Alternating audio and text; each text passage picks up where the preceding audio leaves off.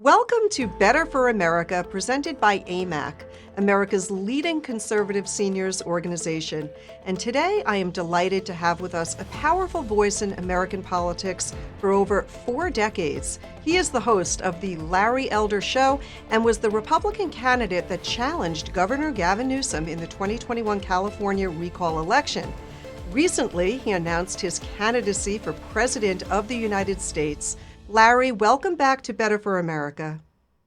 Rebecca, thank you so much for having me. I appreciate it. Excellent, Larry. It just is such an honor to have you with me. And I'm going to ask you to tell our listeners, our members, over 2 million strong, what leadership abilities you possess that really sets you apart from all of the others running for president.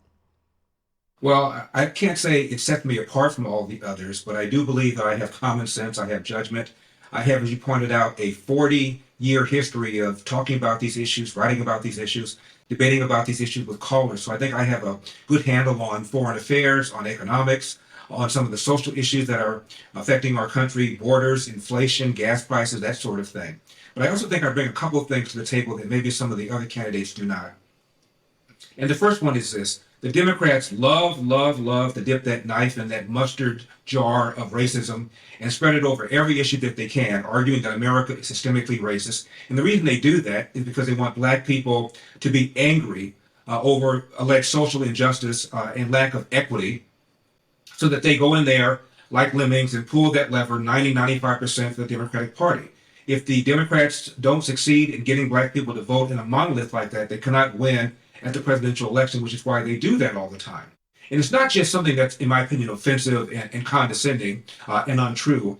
It is actually harming the very people that people on the left claim that they care about, Rebecca. For example, the lie that the police are systemically racist and they're out killing black people just because they're black is causing something called the Ferguson effect or the George Floyd effect, which is that police are pulling back and not engaging in proactive policing.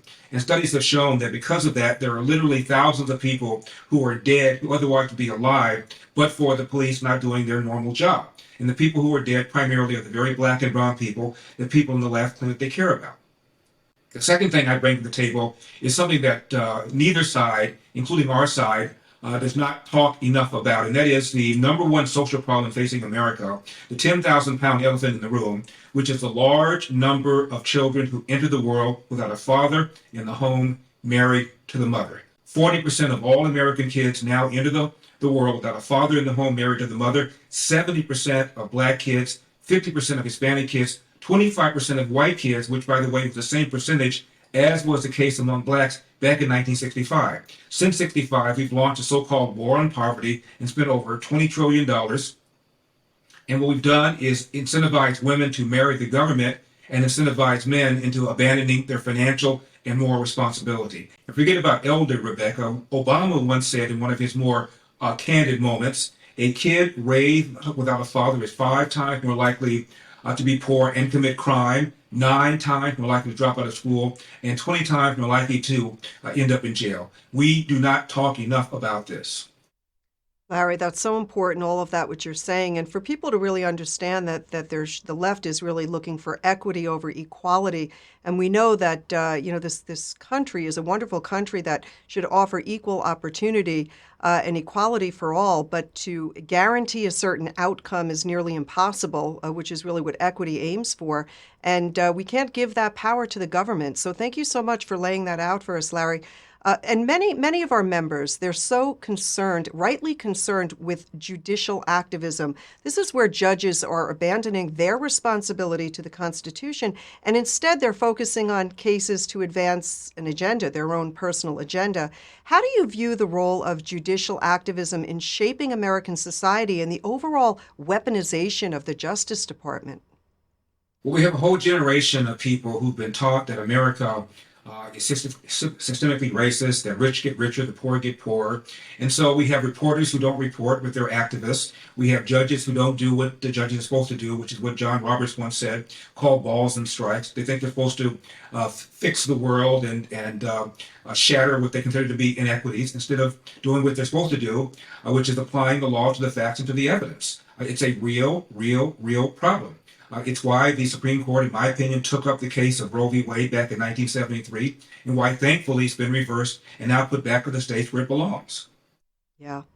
Well, our members are extremely concerned about the direction of our legal system, and there are so many really pressing issues that have a direct impact on the everyday lives of Americans as well. And one that comes to mind is the mental health issue across the country and substance abuse.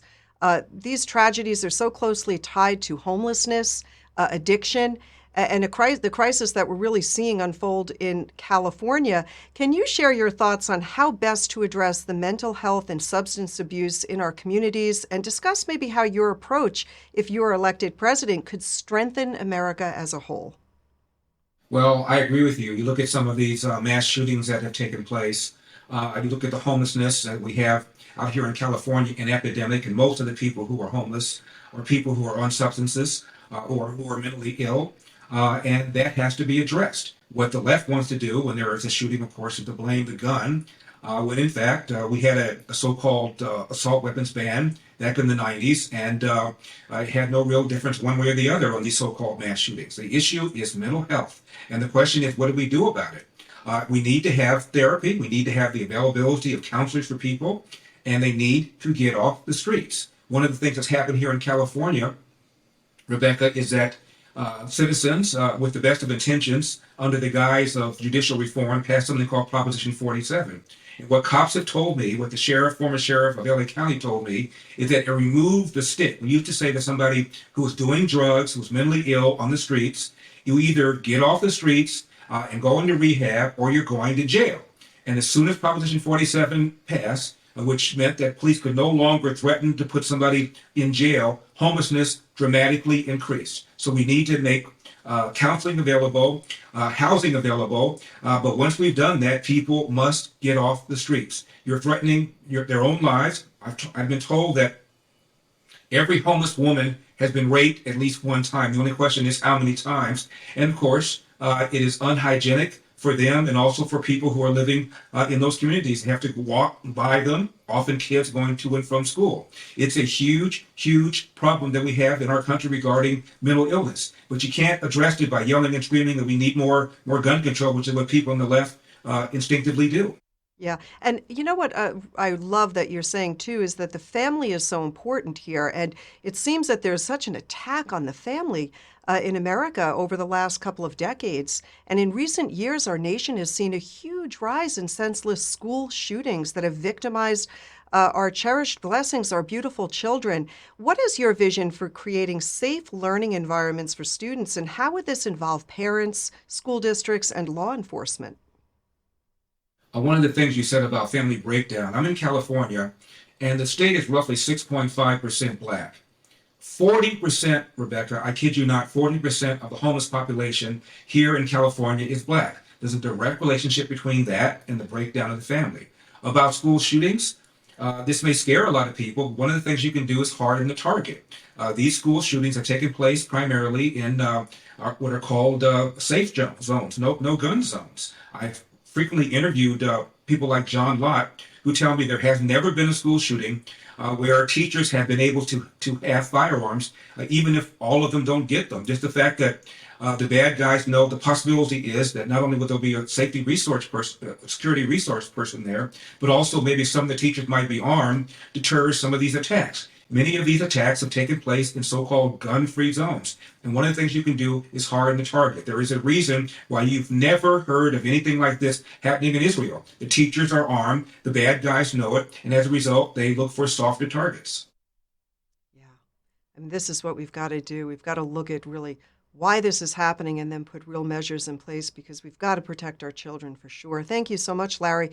Now, yesterday, after it was announced that Tucker Carlson would be exiting Fox News, AOC came out and she made the claim that deplatforming is a good thing.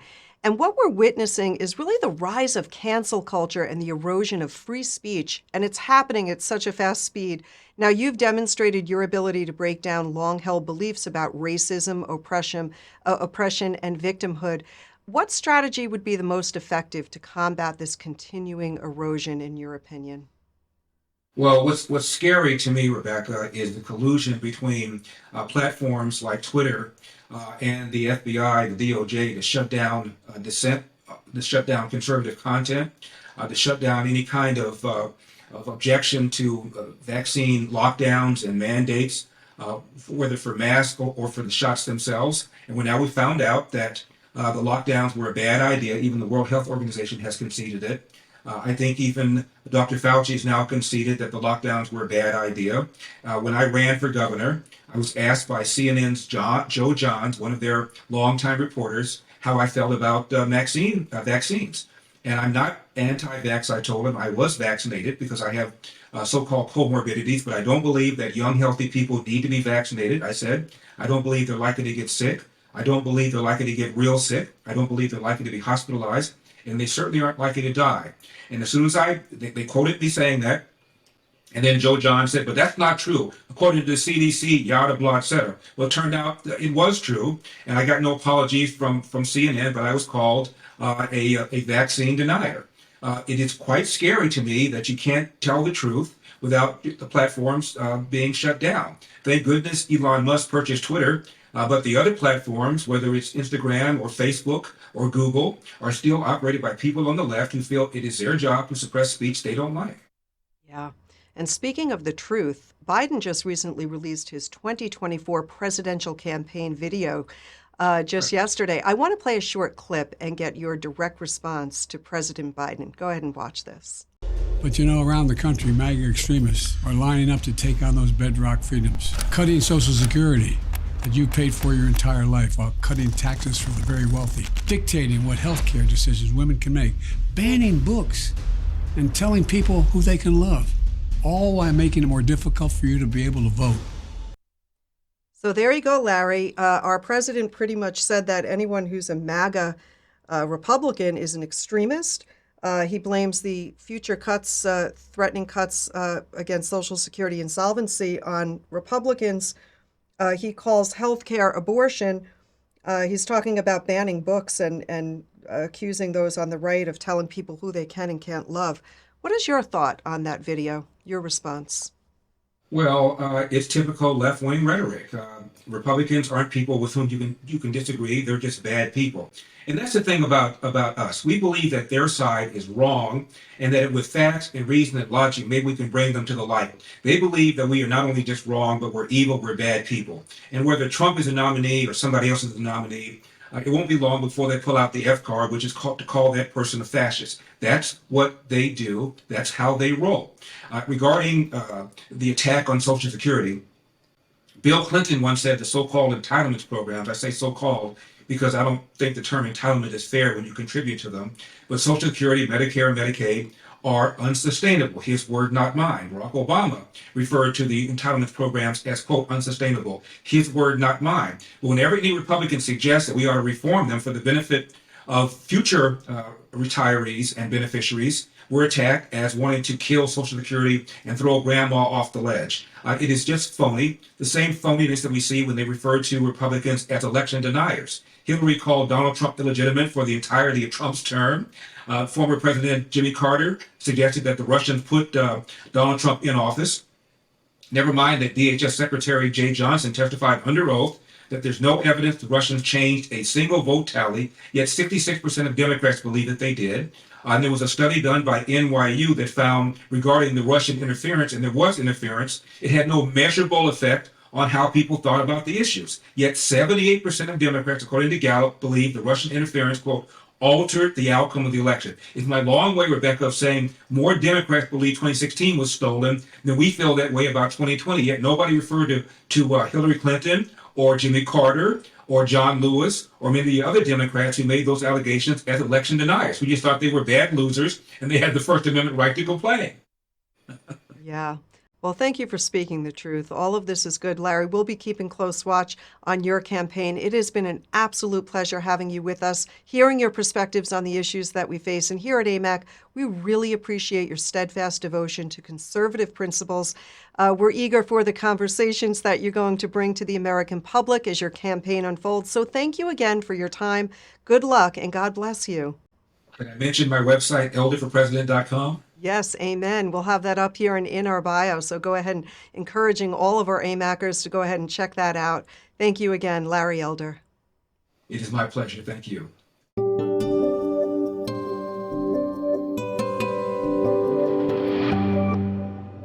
If you enjoyed this episode, you can listen to more just like it. Check us out on iTunes, Spotify, or by downloading the AMAC app. Don't forget to follow us on social media. Until next time, I'm Rebecca Weber. This is your podcast, Better for America. Thank you for being here. Have a wonderful evening.